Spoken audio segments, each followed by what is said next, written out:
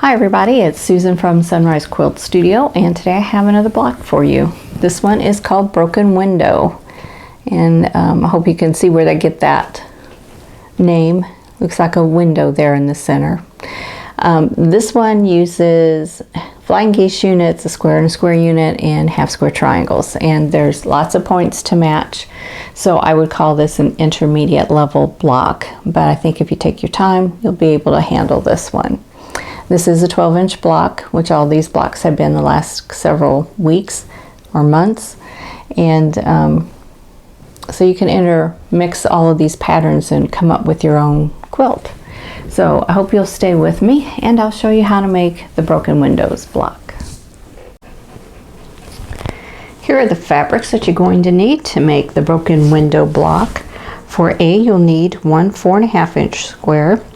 B is 4 3-inch squares, C is 4 2.5-inch squares, D is 4 2.5 by 4.5-inch rectangles, E is 8 2.5-inch squares, F is 4 2.5 by 4.5-inch rectangles, G is 4 3-inch squares, H is 4 2.5-inch squares, and then I is 12 2.5-inch squares. And the difference between H and I is that on I you want to draw a diagonal line on the wrong side of each piece, and you're also going to do that on your E squares and your G squares. Okay, first thing we're going to do is make half square triangles with the B squares and the G squares, and I have a diagonal line drawn on the wrong side of my G squares, and I'm going to sew a 1/4 inch away on both sides of that line, and that will give me 2 half square triangles for each set. And I need to change my presser foot. I was working on another project, so I needed a different foot. So let's put my 1/4 inch foot back on.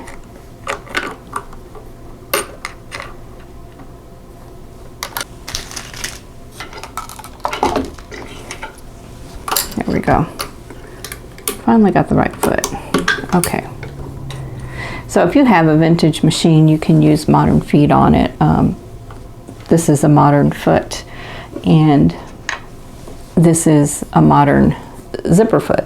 So this is the foot that came with the machine, the vintage machine. So they're all Singer parts, so they're interchangeable. So you can put modern feet on your vintage machines. Okay, so I've got my B and my G squares, and so a 1/4 inch away from both sides of the drawn line. I need to adjust my stitch length a little bit here. And I'm going to chain piece all of these together. Saves a little bit of time.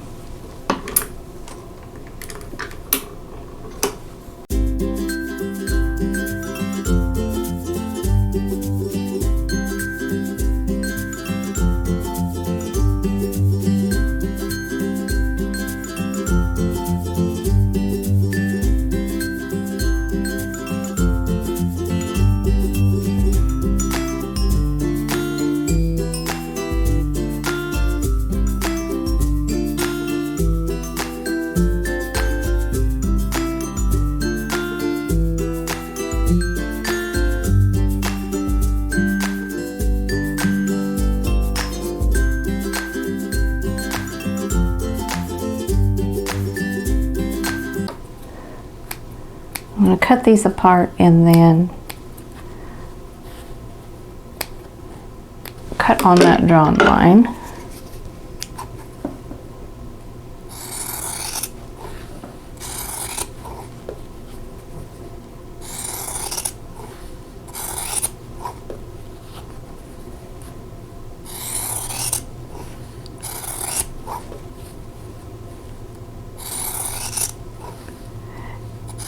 Okay, now I need to trim these down because they're a little bit over large.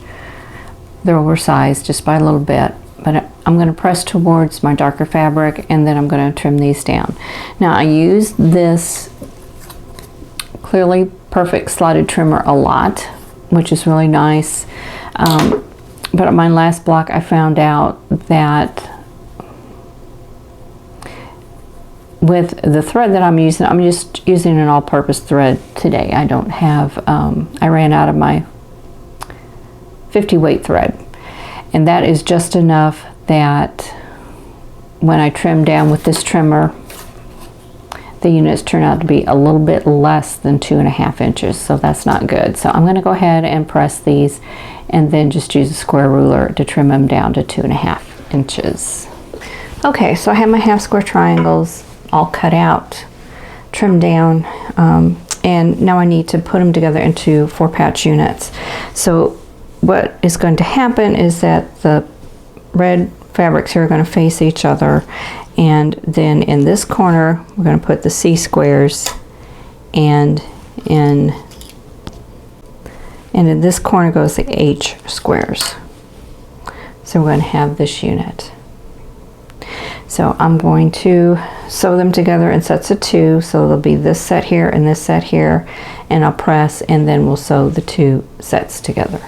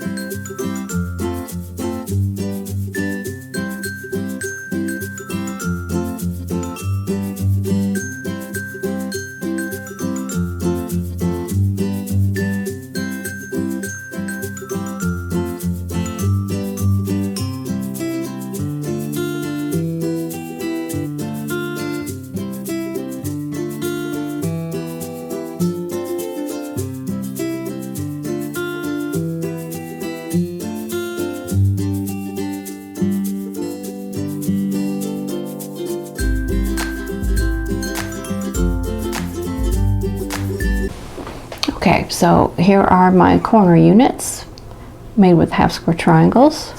So I'm going to set them aside, and I'm going to work on flying geese units, and we have 2 sets of those to make. So I'm going to start with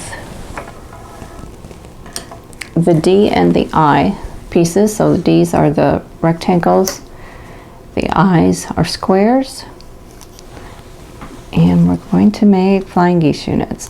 Now the fabric in this rectangle is a stripe, so I have cut the pieces so that the stripes all go in the same direction. So I'm going to layer, I'm going to start here on the right side and put the square in the corner, just line up the raw edges, and then I'm going to sew from the center top to the bottom right hand corner, and I'm going to use my tape down here to guide me. And you can draw a line on here, and you can also buy foundation paper to make flying geese units now. So whatever you like to do.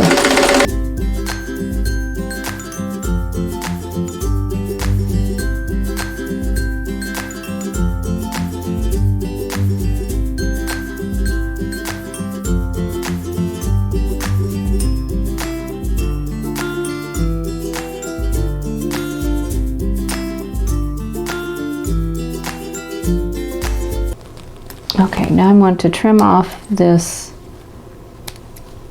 corner, and I'm going to leave a 1/4 inch seam allowance, and then I'll press these open. Okay, so this is what I have, and now I'm going to sew the triangles or the squares onto the other side. Do it the same way, going from the center top to the bottom left this time.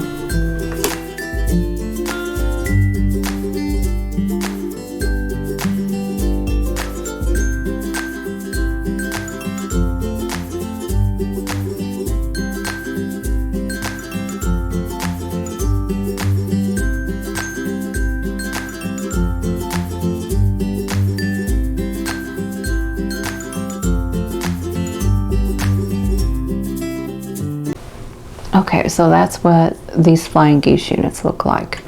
So now we need to work with the F rectangles and the E squares and do the same thing.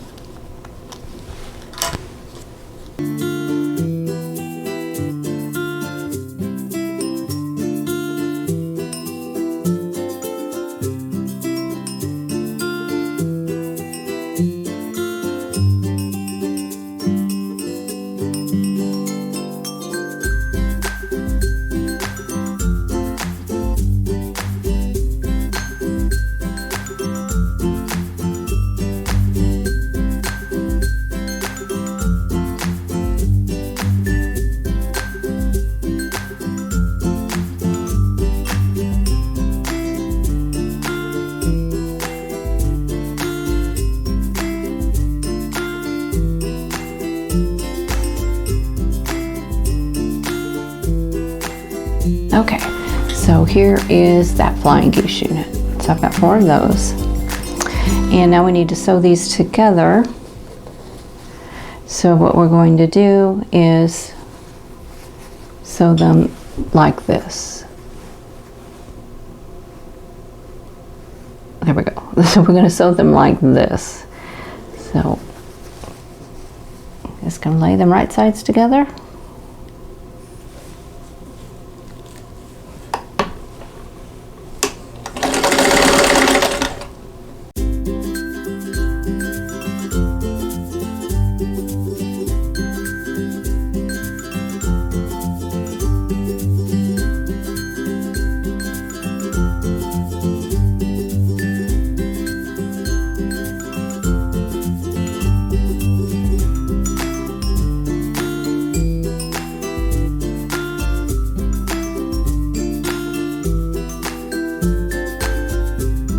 Okay, I'm going to clip these apart and then press. And then we can make the center unit, which is a square and a square unit. But here are our flying geese units. So this one's all pressed and it's ready to go. So let's do the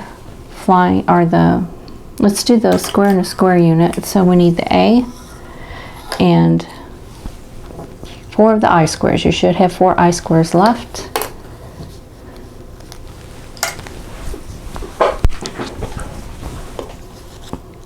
And this is kind of like the flying geese units. We're going to sew, start in one corner, and we're going to sew from the top to the bottom right hand corner of this square, and then we'll sew one onto the opposite corner, and then we'll trim and press, and then we'll sew squares onto the remaining 2 corners. So draw a diagonal line on here if you want, or you can do like me and follow a tape on your machine, a diagonal seam tape, or you can buy foundation paper for this.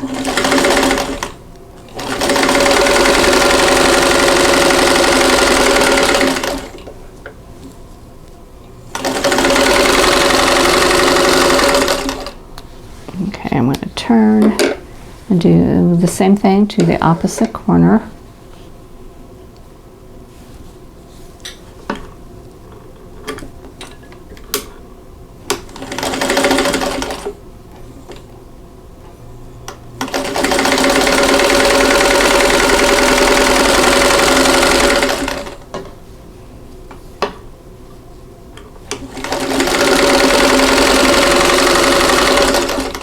Okay, so let me trim.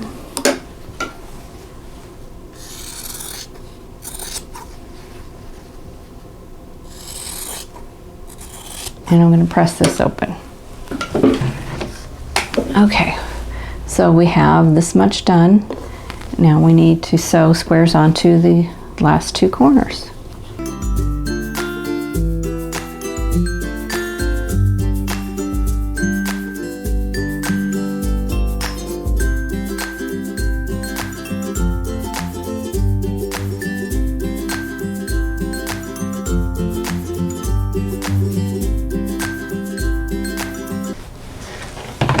Okay, so here's the square and a square unit. So now we're all ready to lay out the pieces and put the block together. Okay, so now I'm ready to lay out the block so I can sew it together. So I'm going to start with the center, and then I'm going to do the side pieces, which will be the flying geese units. And they're going to go here, and then these pieces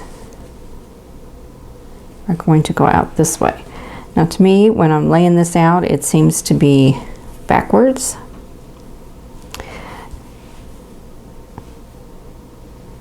But what you want to see is the square here. So let's back up a little bit so you can see that a little better. So I've already sewn this block together once and I did it wrong. I sewed all of these corner pieces like this, which is another way you can do this pattern. And as I was sewing it together and I pressed it and I looked at it and I thought, okay, this looks like a block I've already done.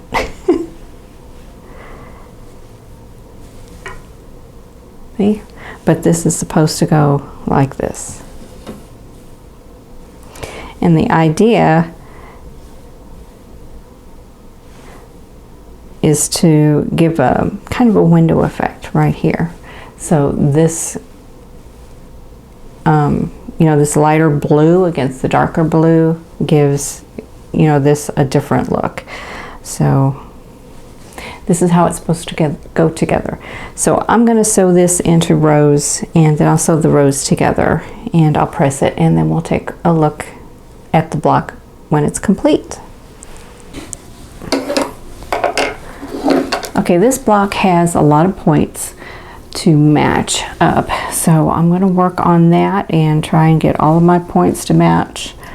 And I'm going to pin, and I'm pinning through the point of one unit through the point of the other to get those lined up, and then pin the unit together and sew. So I'm going to be sewing the first two pieces of each row together, and I'm going to be chain piecing those, and then I'll add the third unit to each row.